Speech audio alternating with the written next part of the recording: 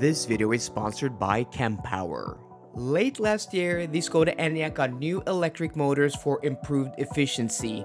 It also got a bump in charging speed from 135 to 175 kilowatts. That alongside a brand new infotainment system and a possibility to precondition manually.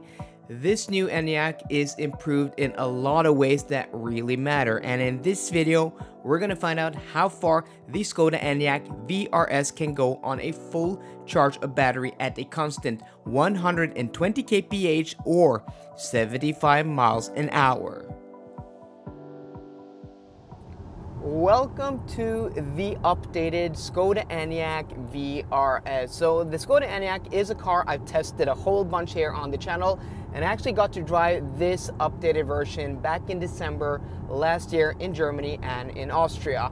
But I have now the car here in Norway for my normal testing, and conditions today pretty darn nice. 23-24 degrees Celsius outside, dry roads, and quite sunny. Though there are a few clouds on the sky, it is really nice summer weather here in eastern Norway. And keen viewers may have seen that our actual starting point in this range test is different than our usual starting point, and that is for a few reasons. So first off, I don't have any more charging sponsors here on the channel for the meantime. Hopefully in the future I may get a new one, so I would really like you guys' support. So if you want to support the channel, give this video a thumbs up, and also subscribe to the channel if you like EV content, range tests, and long trip tests. I've had a lot of cool videos here on the channel lately, and I'm gonna have a lot of cool videos in the near future. A lot of world premiere drives if those videos haven't been posted yet. I'm a little bit fuzzy about the the dates because of all the embargoes, all the test drives I've been to. But yeah, a lot of cool content either here on the channel already or coming to the channel soon. So also our usual starting point at Esso in Gardermoen, they've actually been doing some construction on the on-ramp for the motorway, so they've moved it and closed the on-ramp where I usually go. So it was just very befitting now that I don't have a charging sponsor, not starting where I usually started at those chargers. And also I'm starting now at an Ionity charger with the Ionity Passport. It's a lot cheaper for me to charge when I'm paying for it myself, because when I had a charging sponsor, well, the charging was part of the sponsorship. But now that I'm paying for itself, I'm a little bit more price sensitive, because I do a lot of these videos and I drive a lot of electric cars every month and every week. So that is just a little bit of housekeeping out of the way. Our route is almost the same length. It's only about 20 kilometers shorter on this new route, so I don't think that's going to affect the results at all, because we're still going on the same route with the same turnaround point. So after about half an hour on the road, now driving northward on the E6 motorway, our average consumption is at 20.3 kilowatt hours per 100 kilometers, and that is actually pretty impressive. So it remains to be seen once we get to our turnaround point what the consumption is then, and also once we get to our starting point to calculate the results. So I'm pretty excited about that and testing this updated version of the Enyaq vRS.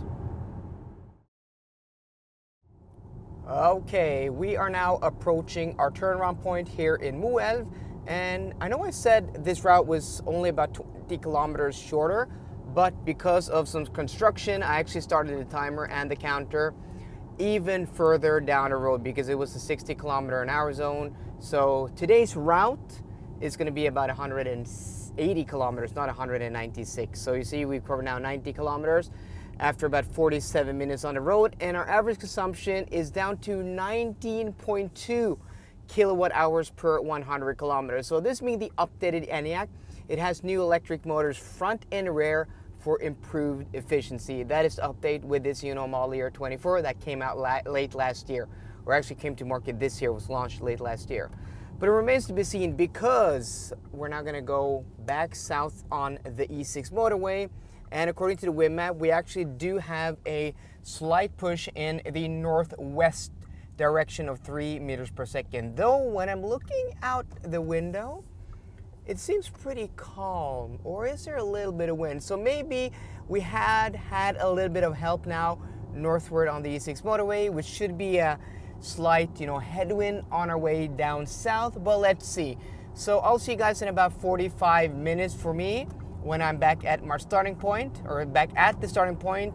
But for you guys, it's only going to be a few seconds. We are now approaching our endpoint where we started this video earlier today, but we've now hit the construction work we started with, on our way northward. So we're about 7 kilometers away from where we're going to stop. And that means totally this trip's going to be about 14 kilometers less than the new route, which is 196 kilometers. So about maybe 30, 35 kilometers shorter than our normal route. But again, that really doesn't matter because we are going, a really long distance. And that means the length of this trip is long enough for it to be comparable with the old test. So let me grab the camera here. I'm just going to show you guys the actual consumption after about, let's go over here and then into car. This is in Norwegian. And then go to the long-term consumption. 19.8 kilowatt hours per 100 kilometers after 181 kilometers. That is pretty darn good. Kempower offers some of the best DC fast chargers in the world with their unique, sleek, and modern load balancing charging satellites. The small satellites translates to spacious and airy charging locations. When you as a user roll up to a Kempower charging station, you don't have to think about connecting to a charger that delivers the correct speed for your car.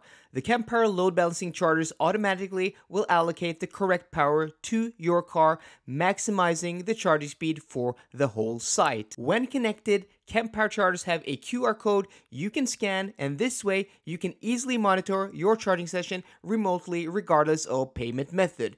This is just super cool. A huge thanks to my friends at Kempower in Finland for sponsoring this video. We're now back here at the Ionity charger here in Dal, where we started this range test a few hours ago. So we've now connected, we're at 31% stated charge, and let's go over here to see what speed we're now gonna get after a few hours driving on the road, 1.5 hour driving on the road, and not preconditioning the battery. We don't do that in this test. This car does have both, preconditioning via navigation and also manually preconditioning via the infotainment system. But in this test, we test without preconditioning. In my long trip test, I test with preconditioning. And this test is all about getting that maximum charging speed and also finding out what charging speed we get with not preconditioning.